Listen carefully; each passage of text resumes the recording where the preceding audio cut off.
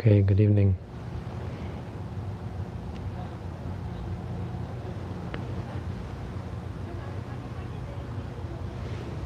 So another question tonight. Tonight we are looking at the topic of suicide.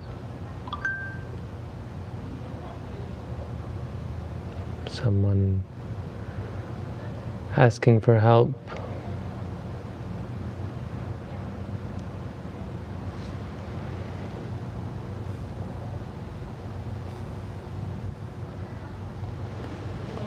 Asking for help.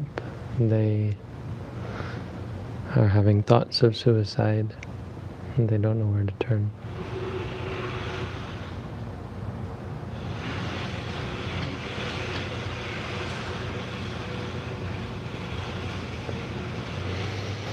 So, I have two things to say about suicide. I'm going to structure this talk. Shouldn't be that long, but what I will say, I'll say two different things.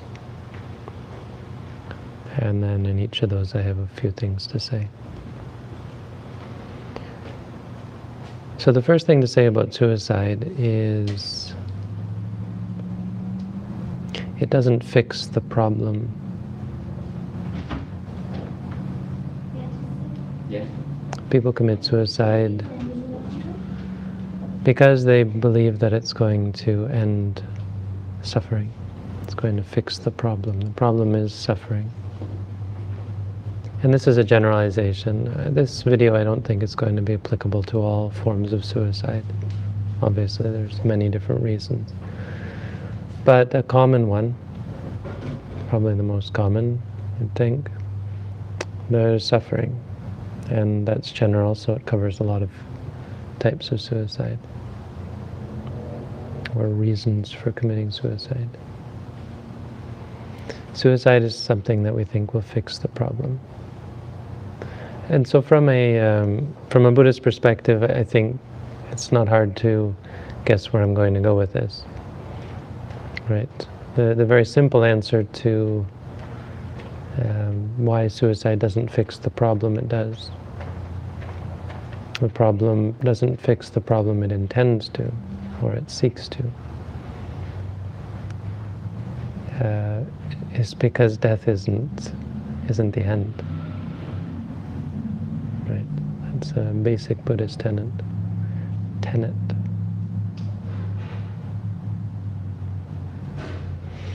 But there's something more important to say than that. Something that's much more important than simply the fact that, well, suicide doesn't end your problems, right? If we say, okay, everyone, when they die, they're reborn again. If you haven't become a fully enlightened being, you're going to be reborn again. So, yes, it didn't fix your problem because you thought, well, the fix is going to be not living. No, surprise, you've got to live again, right? But no, it's much worse than that. And the real problem with suicide isn't simply that you have to be reborn again. In that case, it would actually make a lot of sense still, right? If you have a debilitating illness, if you're in great suffering, you think, well, I'll just hit the reset button. It's like when you call the computer repair person. Something's wrong with your router, something's wrong with your machine. What do they tell you? Try turning it off and on again. Just do that, and that'll fix your problems. Seems reasonable. I think a lot of people commit suicide, even with that sense. You hear about Buddhists who commit suicide with that sense. But it's highly problematic in, I would say, almost all cases. At the end, I think at the end I'll talk about one interesting case.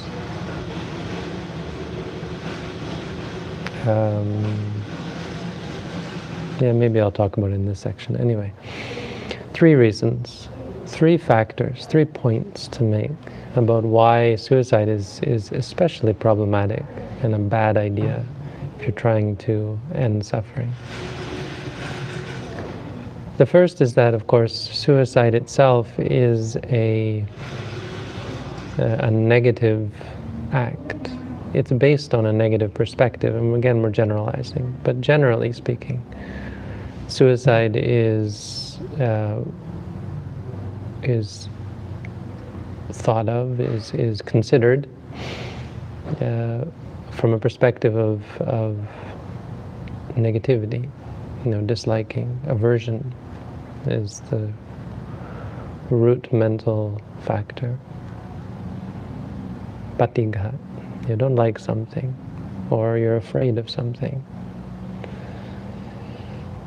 And so engaging and accepting, affirming that quality of mind has a defiling quality. Right? It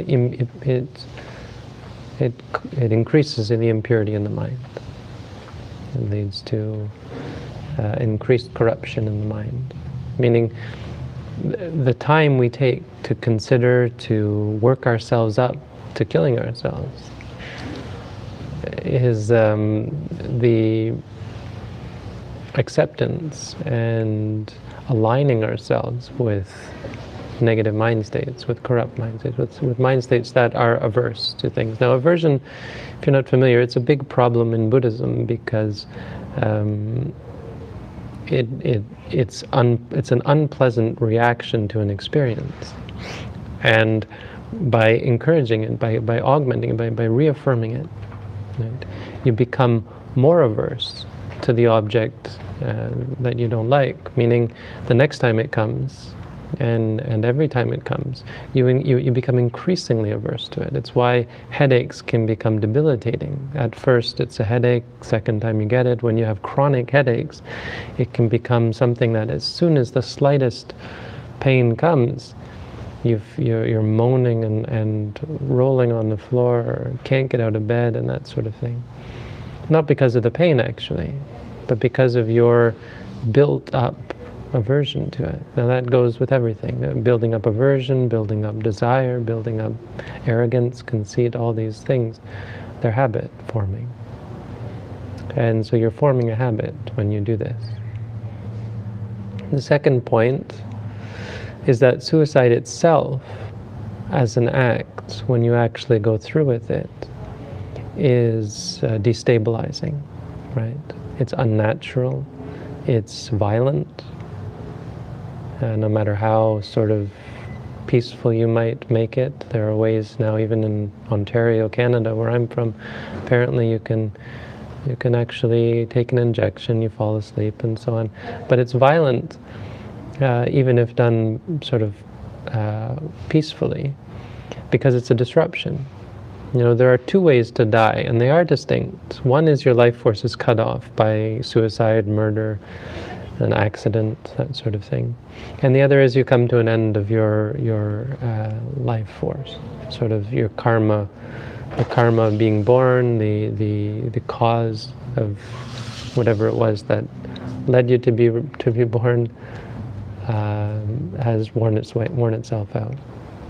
And when that does, you die. And that's quite natural. And you hear about people in hospices who die this way, maybe in pain, maybe not, but they die naturally. And there's sort of a closure involved.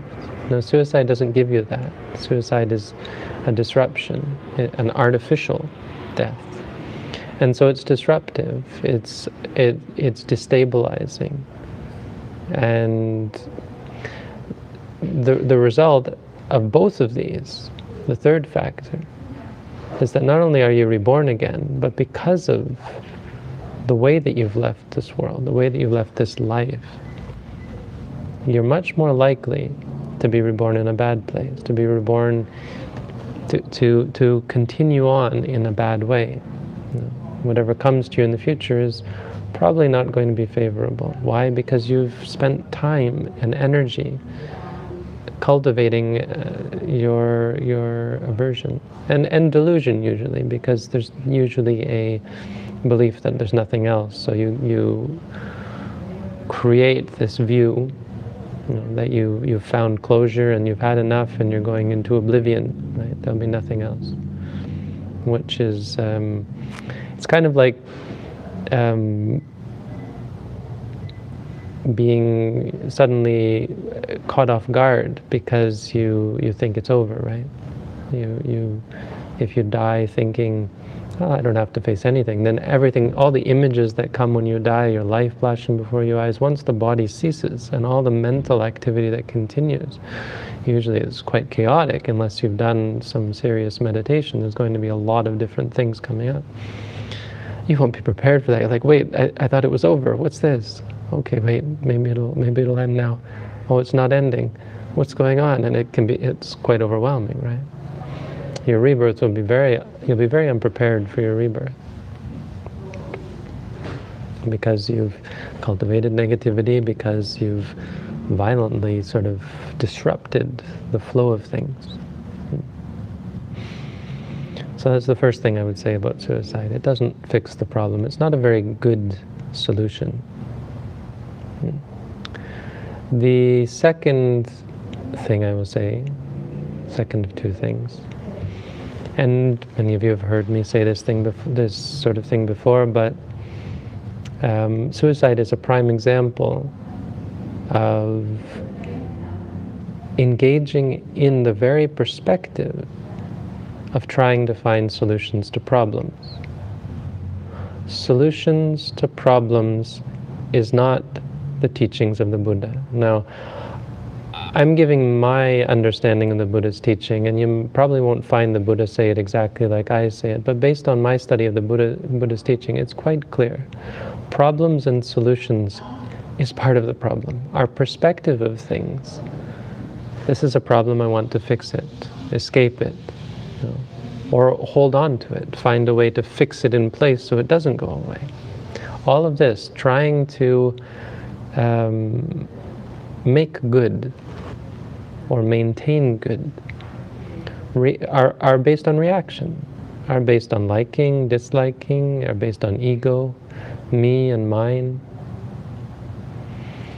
This perspective, I almost want to say ontology, but it's more than that.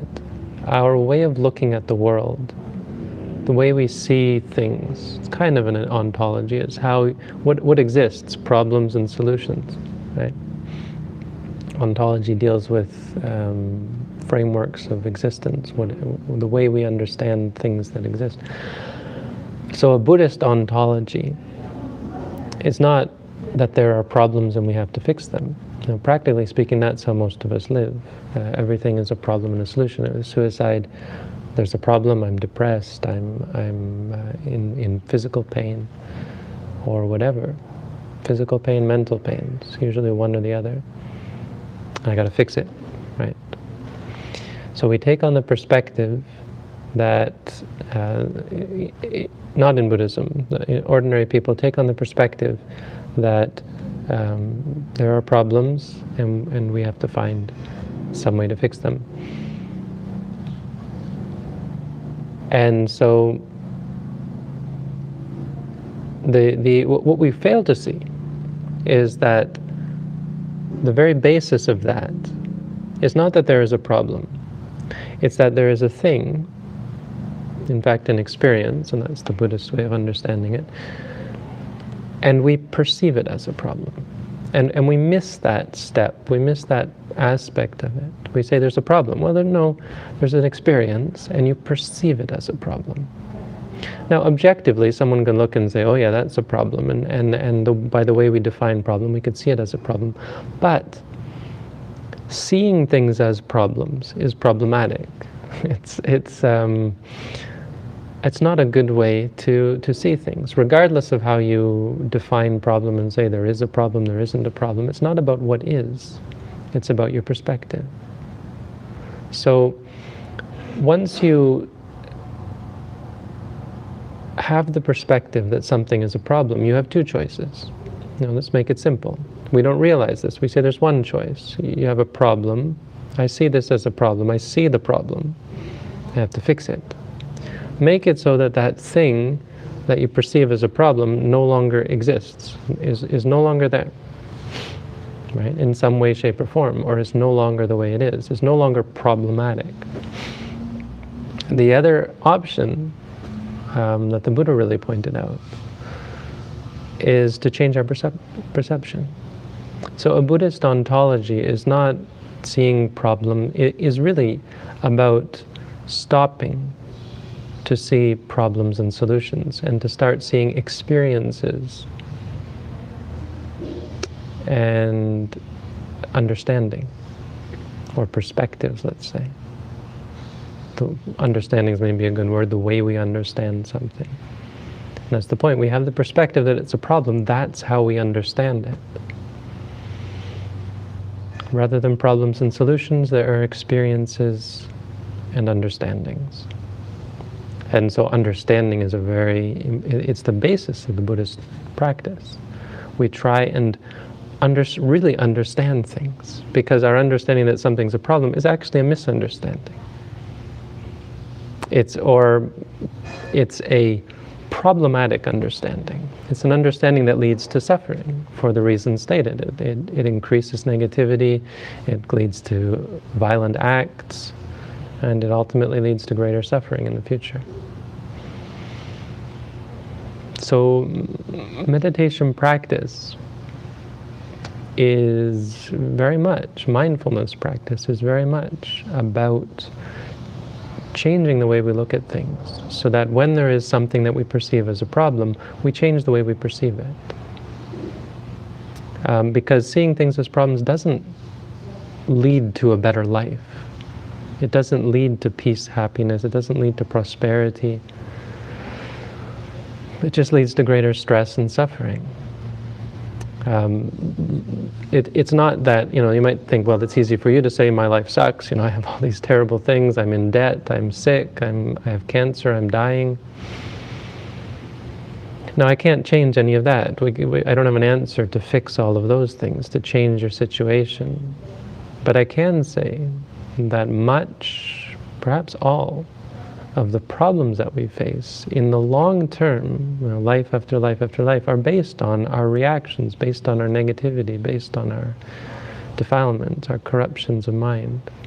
Even in this life you can see it. Take a cancer patient, someone who's dying, let's say they're stage 4 untreatable cancer.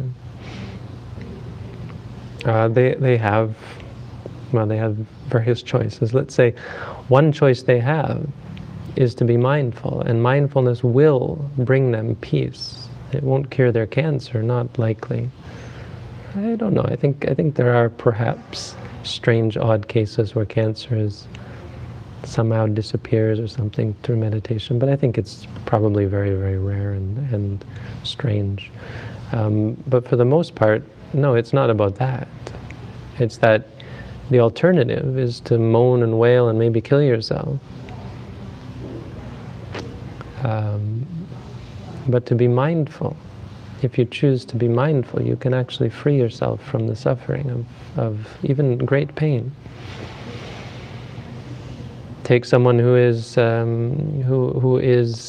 poor, in debt, lost their job, and so on. Well, meditation's not going to make it rain gold or jewels or money, but it can very well help you gain a better perspective, a more objective perspective on your problems. And it can help you organize your mind to become more capable of getting a job, of educating yourself, of finding a way to survive. But ultimately it comes down to the same thing. The very base is it helps you interact with reality in a more peaceful, wholesome, beneficial way. So I guess a third thing that I would say, and let's just sort of sum this all up, is that people who have suicidal ideation really are just looking at things wrong. It sounds trite, it sounds like an easy thing to say, but I would say most people who commit suicide because of their incapacity to deal with their problems are generally overreacting. I mean, I guess you could say from a Buddhist perspective, everyone's overreacting, but I mean to say is things like depression, even physical pain, are actually not nearly as problematic as we think they are. It's quite magical how you're able to change your perspective on things so that depression is no longer a problem, anxiety is no longer a problem, fear is no longer a problem. It doesn't mean they don't come up anymore. It means you're able to, in the beginning, see them just as fear, just as anxiety, just as depression. Rather than seeing them as a problem that needs a solution, you see them as an experience, and you try to learn to understand them.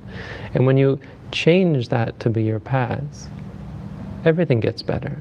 Eventually they go away. I mean, it does fix your problems.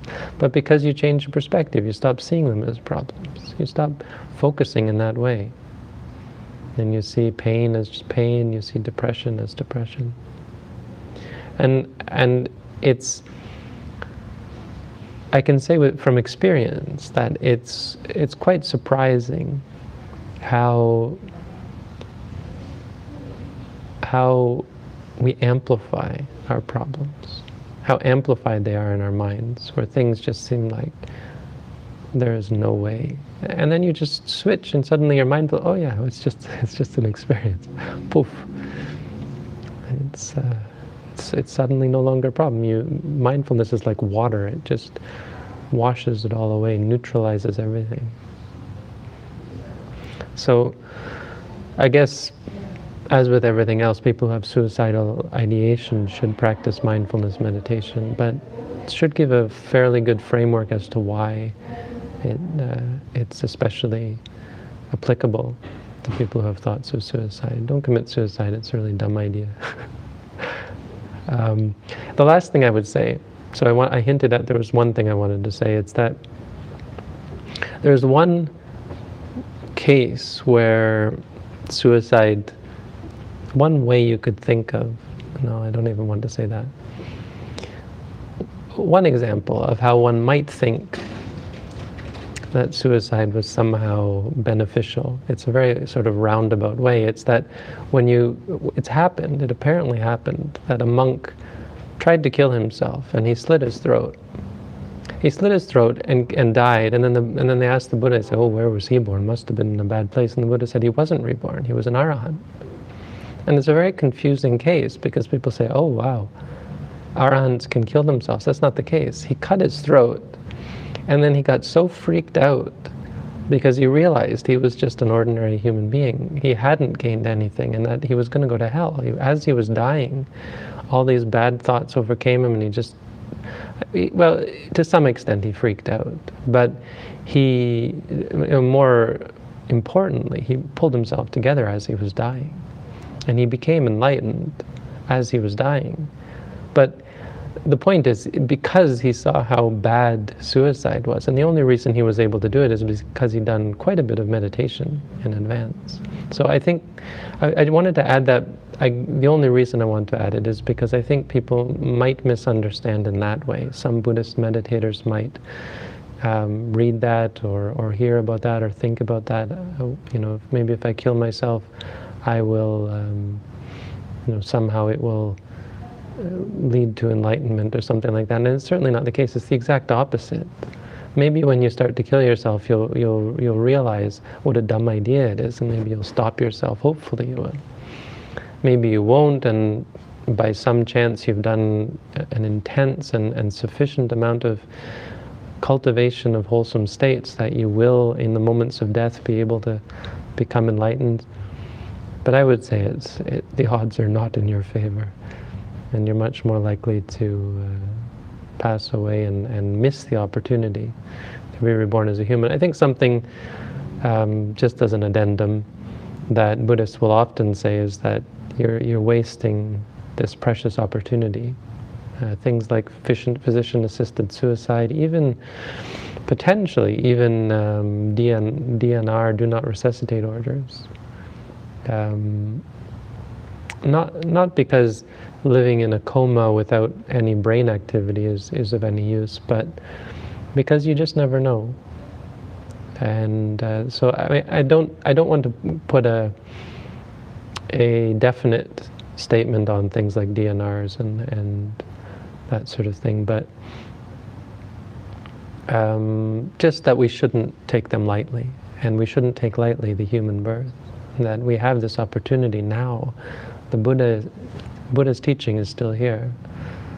As long as the Eightfold Noble Path is here, the Buddha said, there will be Sotapanna, Sakadagami, Anagami, Arahant. As long as the bhikkhu, he said, Ime cha bhikkhu samma vihareyung. As long as they live, as long as they should live well, practice well.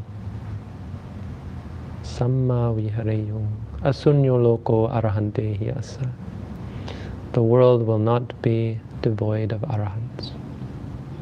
So it's really just all about practicing well. We have this opportunity. The Buddha's teaching is here, even though the Buddha isn't here.